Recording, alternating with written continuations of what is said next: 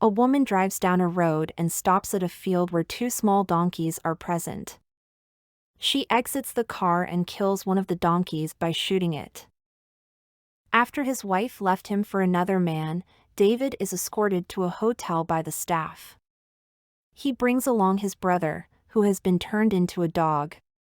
The hotel maid delivers a monologue to the newly arrived guests, explaining the rules and regulations of the hotel.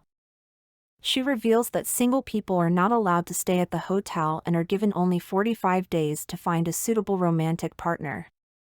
If they fail to find a partner within this time frame, they will be transformed into an animal of their choice and released into the woods. The hotel manager further explains that this process is in line with the societal norm, as couples are deemed more valuable than singles. The hotel manager visits David in his room and asks him what animal would he like to be turned into if he fails to find a partner. He says he would like to be turned into a lobster since they live to be 100 years. At breakfast, David observes three women who stand out in their unique ways. The heartless woman, who is rumored to lack emotions entirely, the biscuit woman, who always carries a small pack of biscuits with her, and the nosebleed woman, whose frequent nosebleeds cause quite a stir. As he settles into the hotel routine, David also becomes acquainted with two men. Robert, who speaks with a lisp, and John, who walks with a limp. During an assembly, John is called up to speak, and he shares a haunting tale of his mother's fate. He reveals that his father left his mother for another woman, and as punishment, she was transformed into a wolf and sent to live in a zoo. John would visit her enclosure until one day, he climbed in to give her a hug. The other wolves attacked him, leaving him with his limp, but two wolves stayed still. John is convinced that one of them was his mother, and he now lives with the guilt of what happened. During their stay in the hotel, the singles are provided with various activities to help them find a partner within the 45-day period. These activities include attending dances and going on hunts in the woods to find and tranquilize loners, who are individuals that reject society's rules and choose to live alone. Each captured loner adds 1 day to their hotel stay. Among the singles, the heartless woman is considered the most skilled hunter due to her unfeeling and unsympathetic nature. On their way to the hunt, David finds himself seated next to the biscuit woman, who offers him sexual favors, which David ignores. She later mentions that she will jump out of her room's window if she doesn't find a partner soon. In the hotel, masturbation is prohibited, so the men can only receive sexual stimulation with the maid and without the possibility of orgasm. Robert is caught repeatedly masturbating, and the hotel manager punishes him by burning his fingers in a toaster. In the meantime, John devises a scheme to attract the attention of the nosebleed woman by repeatedly hitting his face against objects, pretending to have a nosebleed problem. Eventually, the two develop a romantic connection, and they are granted a bigger room to accommodate their blossoming relationship. The biscuit woman jumps out her window and is left on the ground outside the hotel, bleeding and screaming in agony. To attract the attention of the heartless woman, David approaches her with brash comments about the incident. The heartless woman appears intrigued by David's behavior and invites him to join her in a jacuzzi. The heartless woman fakes choking on an olive from her martini to see if David would try to save her. When he doesn't, she decides that they make a good match.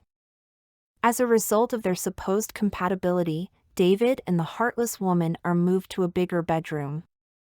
However, David must continue pretending to be heartless in order to maintain the facade.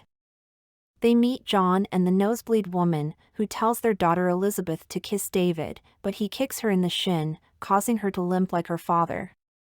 During a sexual encounter, David accidentally lets out a moan, causing the heartless woman to question his true nature.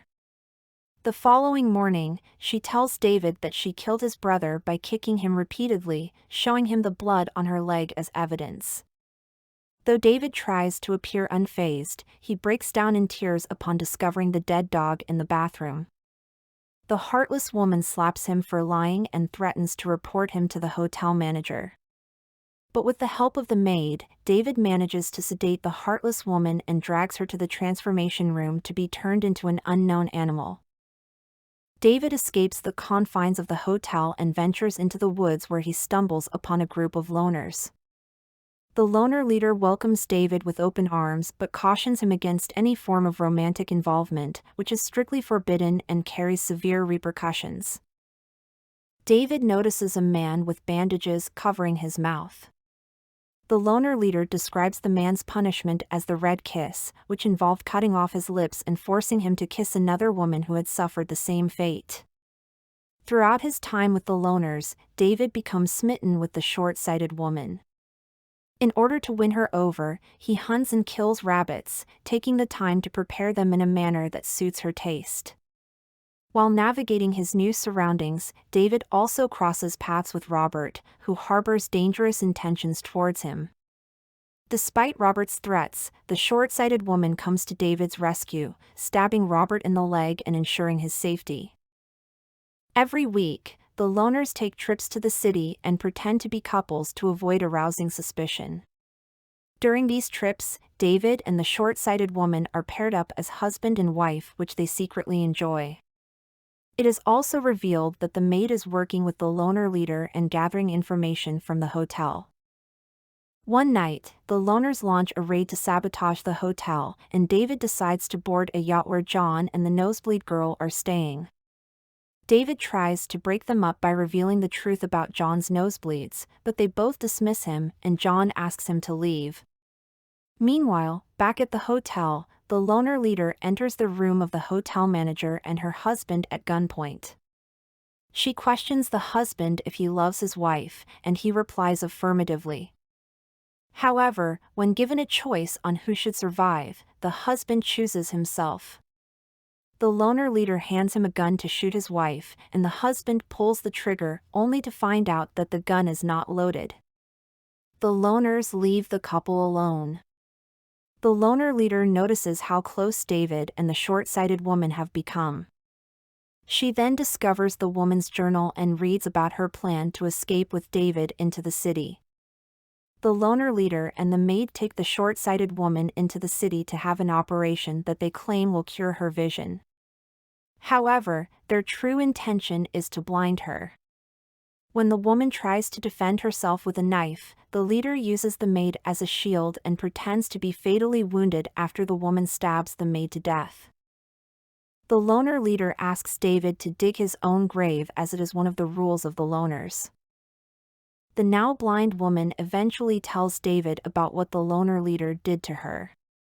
He feels a sense of unease but decides that he wants to stay with her, and helps her out with her other senses of touch and smell. Now that she's blind, David and the woman try to find something else that they have in common, to no avail. A few days later, David comes up with a plan and tells it to the woman.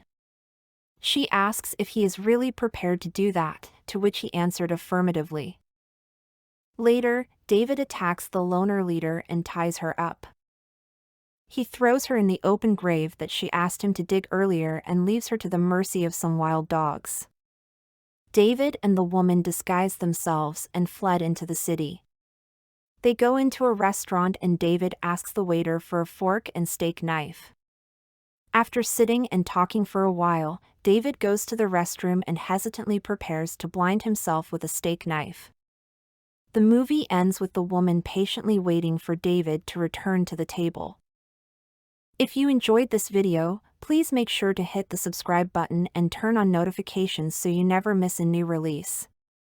Thanks for watching, and we'll see you in the next one.